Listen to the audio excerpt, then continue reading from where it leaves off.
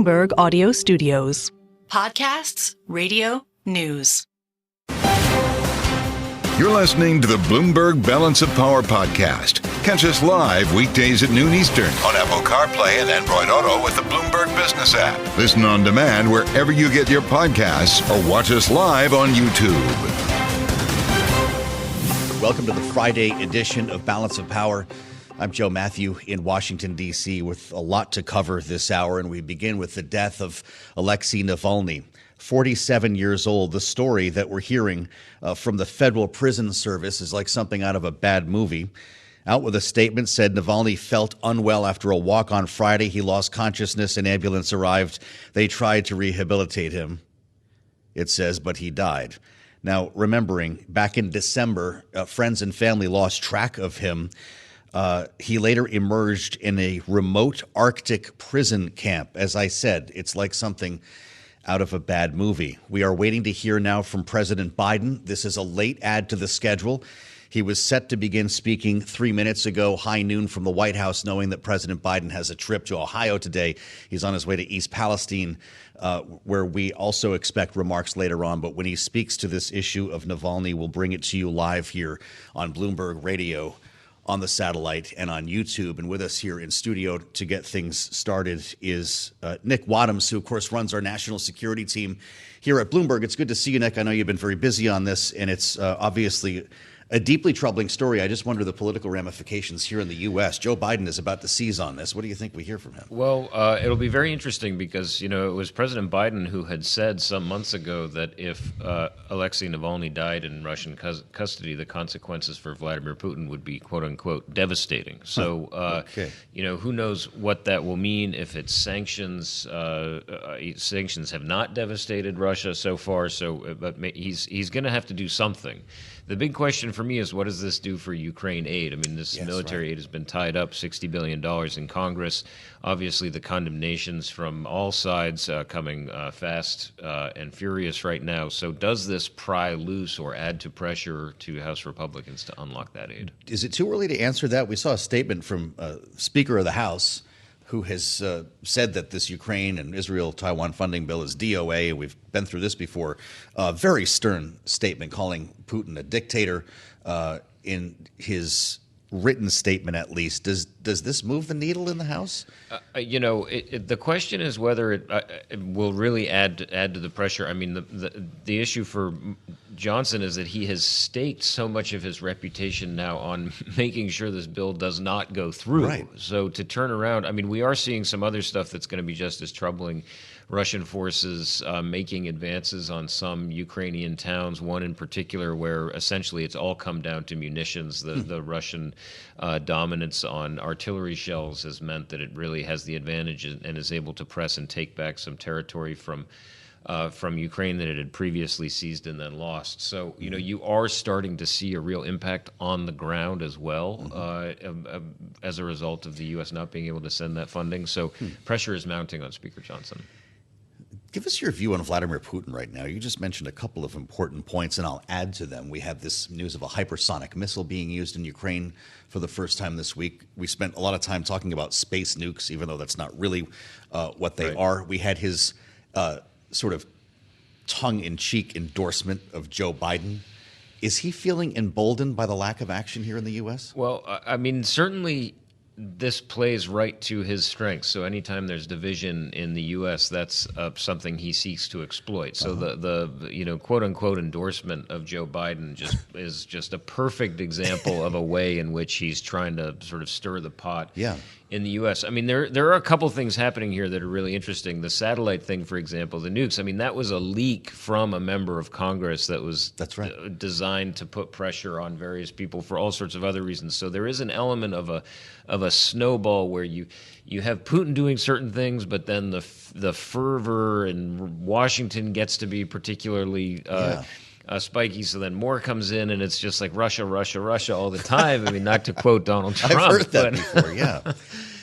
That's the way he operates, though. To your point, he knows when to seize the moment. It's not a coincidence that Tucker Carlson showed up for a big interview to run on the U.S. around that same time. I think what you're seeing too is he wants to be in the center of the action. I mean, it's almost like there's no such thing as bad publicity for Vladimir Putin. The Navalny thing is really interesting. I mean, you can't say that this was not what Russia actually intended. He had been put in successively worse and worse and worse prison conditions.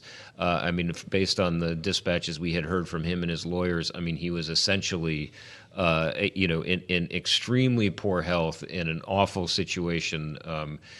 And obviously, President Biden had thought this might be coming, saying, the consequences would be devastating. Wow. So, again, all eyes on the president right now. Well, we'll be, of course, listening closely when he speaks, and we'll bring, as I mentioned, President Biden's remarks to you here on Bloomberg Radio and on YouTube. Nick Wadhams, great to see you. Thank you so much, as always, for jumping on breaking news and helping us understand what's happening in many cases on the other side of the world.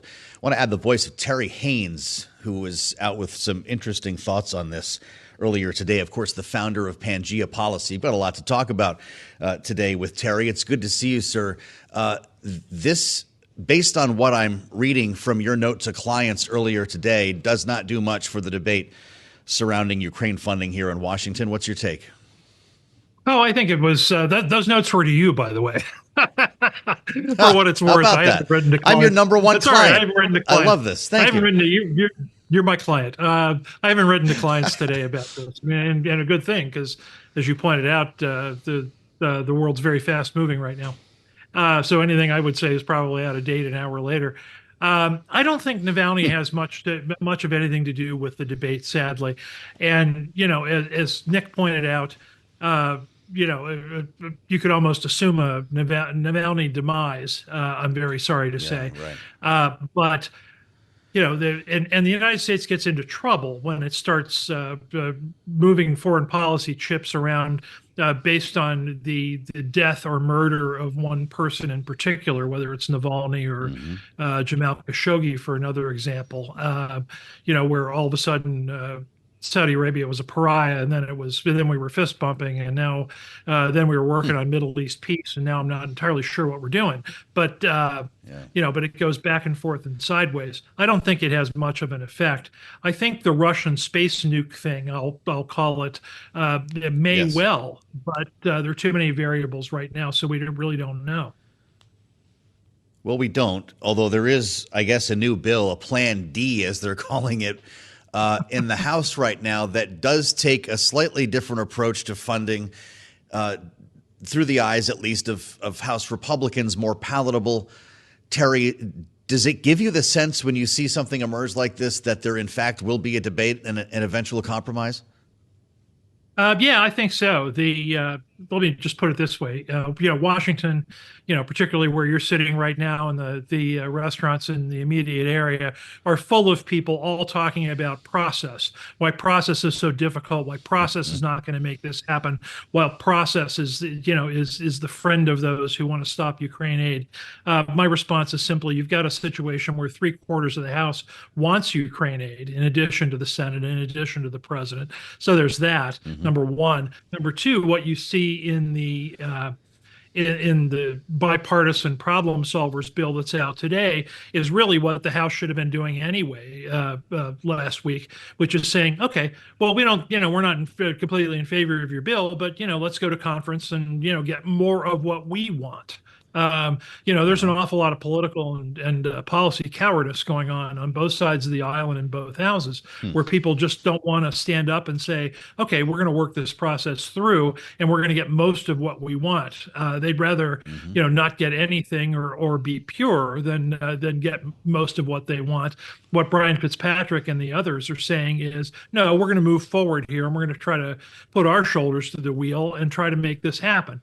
I think there's an awful lot of pressure, even though you've got Republicans against Ukraine aid on the right, you've got left Democrats against certain parts of the Israeli aid package. I think there's going to be an awful lot of pressure from the rank and file and the centrists here to make something happen, which is fundamentally why I think something does. Fascinating. A couple of things I want to ask you about this, including how the president seizes on the moment. He's going to try to leverage this news I assume, to move Ukraine funding. Are we in for another dangerous world speech? What's coming from the White House today? Oh, I imagine so. Yeah, we're in for a dangerous world speech, and we're in. And I'm sorry to say, for another, I call on the Congress to do their jobs speech. Okay. What's left out of that, of course, is Biden's willingness to actually jump out there and do whatever he can to make that happen. He's got very little ability to do that, by and large, because he doesn't really have any political capital to use. You know, a president that has shown himself, I say this not in a partisan sense, just in a keen political observer sense, a president that's shown himself in hock to this progressive wing for the last 3 years. One of the things that tells you is he doesn't have the ability to move his Democrats very much.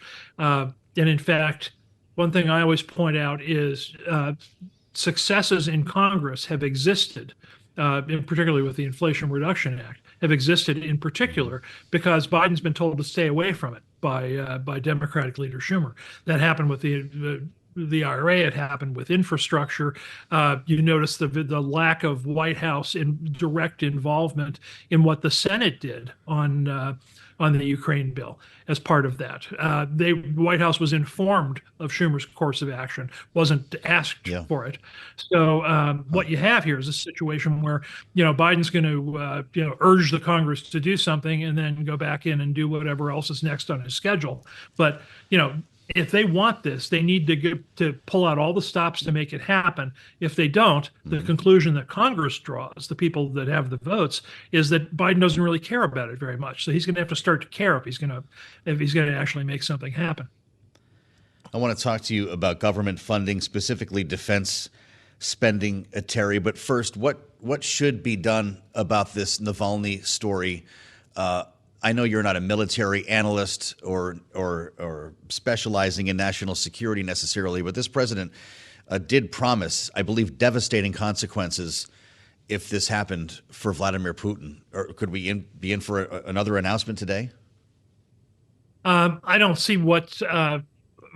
Thanks for the frame there, but I don't see what they can do that will change the narrative in particular. Yeah.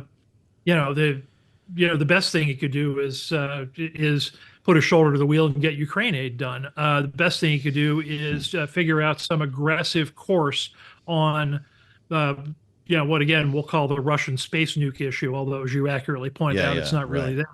But do something about that, because that's going to be another issue where if he doesn't do something and show that he's doing something, that the passivity on that issue might well trap him. So think about everything that we've talked about so far, Terry Haines. You connect the dots on all of this stuff. And I wonder what it means for the argument over funding the government, specifically the Pentagon. This is going to make a CR or a minibus even less palatable to hawks in the House, won't it? What's going to happen when lawmakers come back? Do you think we're shutting down in March? Well, firstly, I give great credit to Bloomberg hosts, particularly you, for not laughing when you were interviewing a member of the House Republican leadership yesterday. That was good of you. You're a professional. But it is. So risible. You're laughing, is what you're saying. Well, it's laughable. I'm sorry to say. Emmer was doing the best he could, but when you're going away and you've got 3 days to come back and finalize some sort of a deal for all the funding priorities, and what you've seen in the last 6 months is every time they go away, exactly nothing happens. What that adds up to this time is another nothing's going to happen. So Johnson's going to be caught again with a situation where, Emmer can say what he likes, but a situation where there's going to be another extension of funding, firstly. Secondly, I would say underneath that, there's probably going to be a revision of and a relook at what the defense funding is going to be, because you'll recall Congress already in the last fiscal year basically told Biden, no, that however much money you want for defense isn't enough, and they added on another 3%. You're likely to see that between Ukraine, Navalny, the Russian space nuke issue. You're likely to see all that go on to really pump it up even more. Well, March is going to be interesting. I just want you to know, Terry, we officially have the countdown clock up while you were speaking.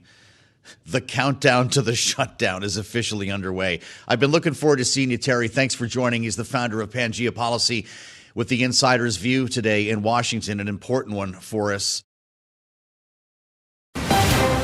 You're listening to the Bloomberg Balance of Power podcast. Catch us live weekdays at noon Eastern on Apple CarPlay and Android Auto with the Bloomberg Business app. You can also listen live on Amazon Alexa from our flagship New York station. Just say, Alexa, play Bloomberg 1130. Rick Davis and Jeanne Zaino are with us, Bloomberg Politics contributors. Jeanne, this is a late addition to the schedule here. Did Joe Biden say enough, having promised devastating consequences if this were to happen? I think we do need to know. Obviously, we just got the news that he passed away earlier today, and they're still waiting to confirm it. As the president said, if it's to be believed, he has no reason not to believe it, but they do need confirmation. And then I think they need to be very clear on how they are going to respond, considering he did promise to respond forcefully. I was a little bit surprised that he did not take the opportunity to call out by name those people in the House who are holding up this funding and to make clear that there is a way in which he is going to be active in pushing for this and, to make those stakes very clear. That said, I think, the idea that he took questions after his last go around with the press, I was also surprised, and he seemed to handle those very well, and they were on a variety of topics. He had a couple of stumbles there when he was trying to check himself, Rick, but how did he perform? And did he say enough about how to handle Vladimir Putin? Yeah, he's fine. I mean, for an 82-year-old president, he knocked it out of the park. You know what I mean? The bottom line is he should have announced some kind of sanctions against the Russian leadership for their complicity in the death of Alexey Navalny. It's outrageous after all that's been said and done that we're still, quote, taking it under consideration. We know what the different things are that we can do with Russia. We've been talking about it for years and years and years, literally almost since Vladimir Putin got into office. We've been planning sanctions. It doesn't take 10 seconds to put a bunch on a list and say, this is what we're going to do as of today because of the murder of Alexei Navalny. And so another sort of weak response that's not actually going to get any momentum in Congress because the people who care about this are already outraged and probably more outraged than President Biden just discussed. I think it's great that he made the statement, but it was another weak attempt at trying to saber rattle rather than drive a saber into the Russian leadership. I would also say just one point of outrage. We've all been talking about Tucker Carlson's trip to Moscow, his very placid interview with Putin.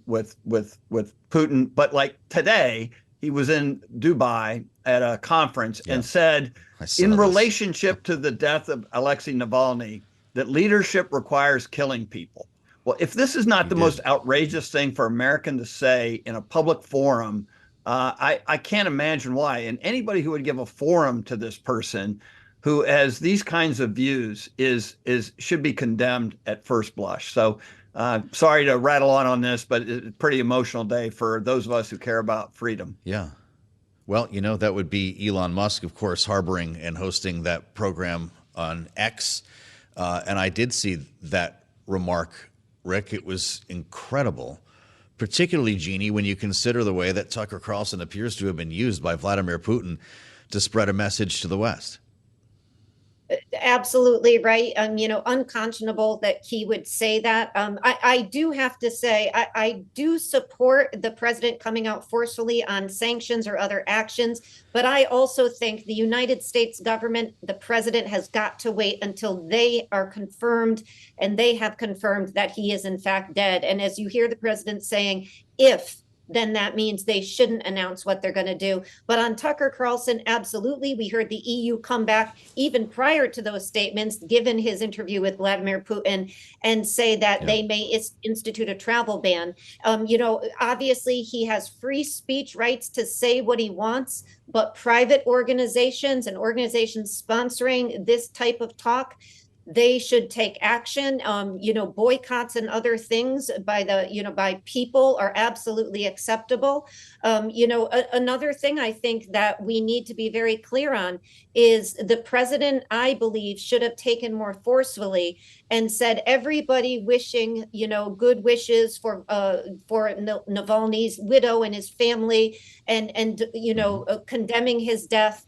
They have got to follow that, specifically the members of the House, with action on supporting Ukraine, which is why he went back in 2020 to change his government. And he really was very forceful on the incursion into Ukraine. And so that type of talk should be followed by action. Otherwise, it's hypocritical. President speaking to the need to fund Ukraine, Rick, saying the clock is ticking. We expected that he would use this as an opportunity to kind of underscore the urgency of the matter. But I find it interesting here. We've got a new bill in the House. This is the Plan D bill, as some are calling it. $48 billion in new aid for Ukraine, billions more for Israel and Indo-Pac. It comes out, though, to $66 billion in defense-only support, as opposed to more than $100 billion passed in the Senate. Is this maybe something that could get traction in the House, or are we turning away from this?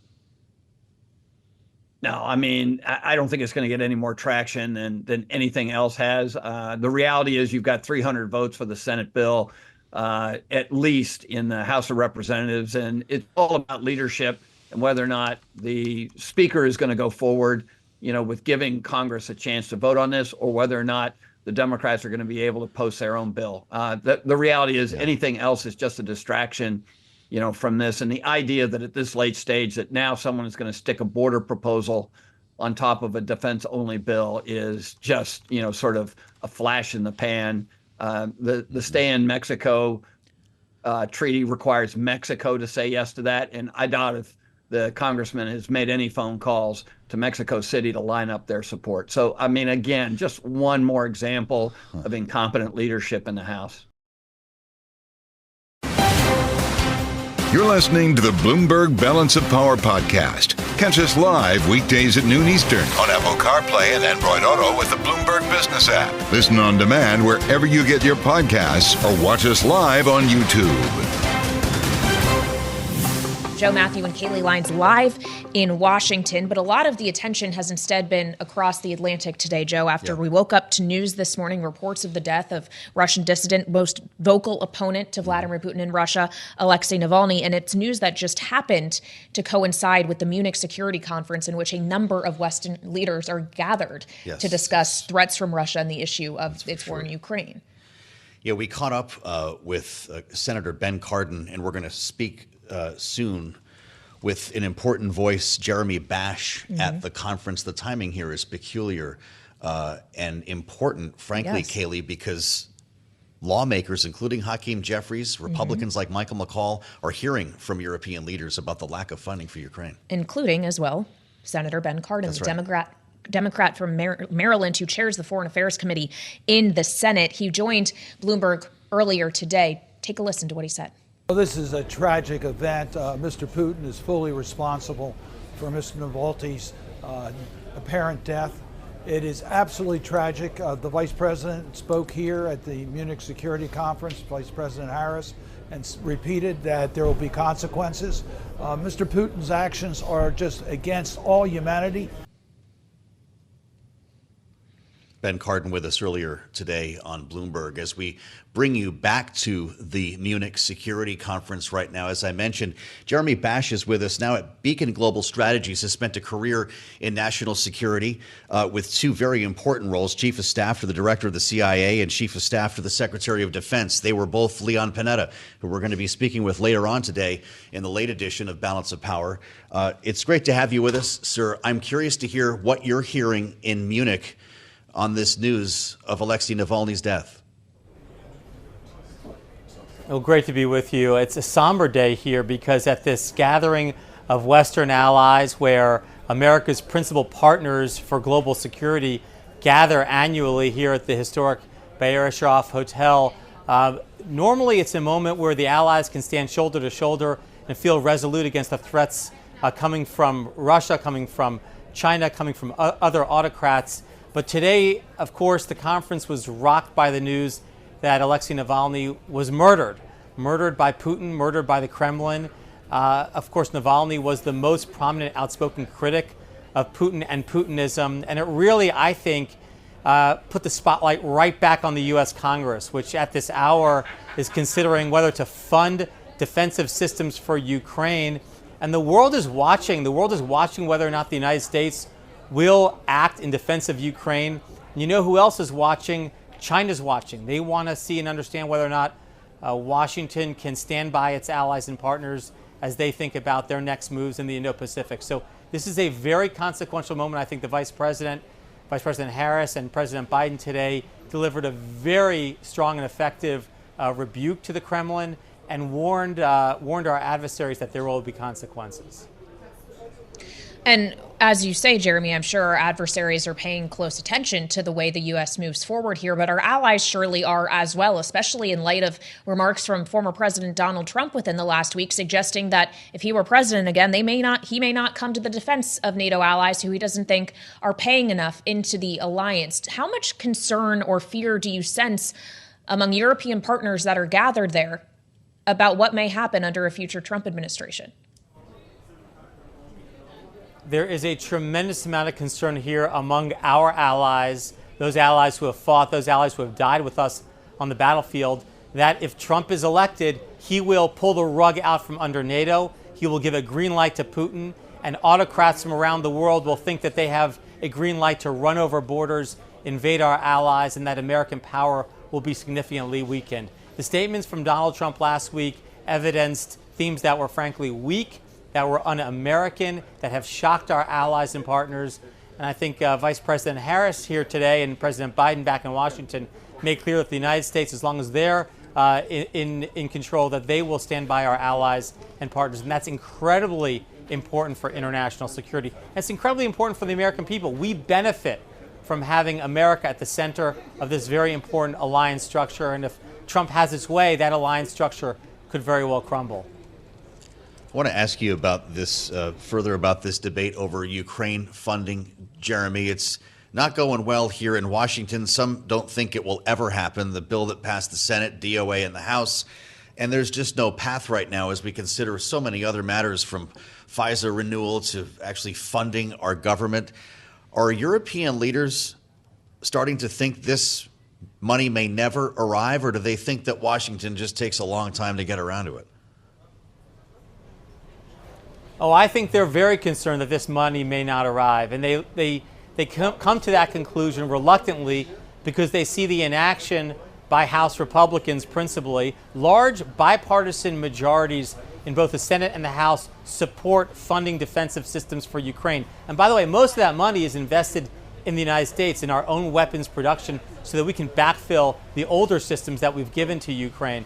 Large bipartisan majorities support this. Republicans, 24 Republicans in the Senate support this. This is really up to Speaker Johnson to bring this vote to the floor of the House. If he does that, I am confident it will pass and it will assuage concerns from our allies here gathered in Germany. If we don't do that, then the world will look at us and say, why cannot Washington act in the face of this obvious aggression from Putin and the Kremlin? Well, of course, there's many branches to the government, to the Washington machine, and in the absence of action from the legislative branch, and this was a question posed to President Biden when he spoke in the last hour, is there anything realistically that the executive branch or the DOD specifically could do? I know you understand the DOD quite well. Is there really no options here for the Pentagon if Congress doesn't give them the say-so? Well, the Defense Department will use every ability that it has, every authority it has, every weapons platform it can provide to help Ukraine as much as it can. But fundamentally, at the end of the day, the Defense Department cannot spend money unless Congress approves it. And so this is really up to the Congress to authorize and appropriate the money so that the Defense Department can turn around and support Ukraine. It's a very small percentage of our defense budget, and it really redounds to the benefit of the American people, to our defense industry. But again, for, I guess, political reasons, maybe listening to the signal sent by Donald Trump about how he would want to destroy NATO and cave to Putin. I don't exactly know why, but for some reason, Republicans in Congress don't want to bring this bill up for a vote. I think if they did, it would pass with bipartisan majorities. Jeremy Bash, you spent time as part of the CIA's senior management team overseeing the team that killed Osama bin Laden. We're in a dangerous world right now as we talk about a number of fronts here, and I'm curious your thoughts on the strikes that we've seen by the U.S. in the Middle East going after Iranian-backed proxy groups that have been causing quite a bit of trouble in the Red Sea, in Iraq and Syria. Are we doing enough to make a difference? What else should be done? Well, we are definitively in a proxy war with Iran. I mean, these attacks that have unfolded against our allies, against our bases, against our troops, against American citizens. Don't forget, 6 American citizens are still being held hostage by Hamas in Gaza at this hour. So this is a fight not just against Israel, it's a fight, frankly, against the United States and all of Western democracies. And Iran has unleashed this wave of terrorism because fundamentally it did not want to see regional integration. It did not want to see Arab-Israeli peace, which the United States was brokering between Israel and the Kingdom of Saudi Arabia. This was in play before October 7th. And as a result of that, Iran and its proxies and surrogates and terrorist organizations have unleashed horrific violence against the United States, our allies, our bases, and our troops. It's fired on ships. It's fired on international ships. And so I think the United States and President Biden were absolutely correct in conducting airstrikes against Iranian targets inside Iraq and Syria, against those surrogates and proxies. We're going to have to continue to do that to keep deterrence high during this very, very dangerous time. Well, and of course, Jeremy, there continues to be a lot of conversations about what happens the day after this conflict is ultimately resolved, if indeed that day comes. Is there a feeling in Munich today that a two-state solution in the future really is possible? Look, Hamas could surrender today. They could give up the hostages and they could essentially say, you know, we're not going to fight this war. Fundamentally, if you care about a two-state solution, if you care about Palestinian statehood alongside Israel, you want to see Hamas degraded, if not outright destroyed, because Hamas opposes a Palestinian state, any compromise with Israel. So, I wouldn't call there. I don't want to say there's any optimism here. I would call there's a resolute feeling here among allies and partners that it's important to destroy terrorist organizations. If we can bring the war to an end by having hostages released and a ceasefire, obviously that's optimal. It's optimal for Israel. But I don't see any scenario in which Hamas can be left standing. You wouldn't want a serial killer living next door to you. Even if you degrade their capability, if a serial killer was living next door to you, you would not sleep very well at night. All right, Jeremy Bash, former chief of staff at the DOD and CIA, thank you very much for your time joining us live in what is now evening at the Munich Security Conference, where, of course, there are many geopolitical matters that are on the agenda, Joe, and probably a conversation they didn't expect to be having today about what impact the death of Alexey Navalny will have, whether it actually provides something of a galvanizing force to Western allies to do more to help Ukraine. Really fascinating peek inside the conference. It's going to be lasting the weekend. It's an annual event. To your point, Kailey, the timing is quite remarkable this time around. Thanks for listening to the Balance of Power podcast. Make sure to subscribe if you haven't already at Apple, Spotify, or wherever you get your podcasts. And you can find us live every weekday from Washington, D.C. at noontime Eastern at Bloomberg.com.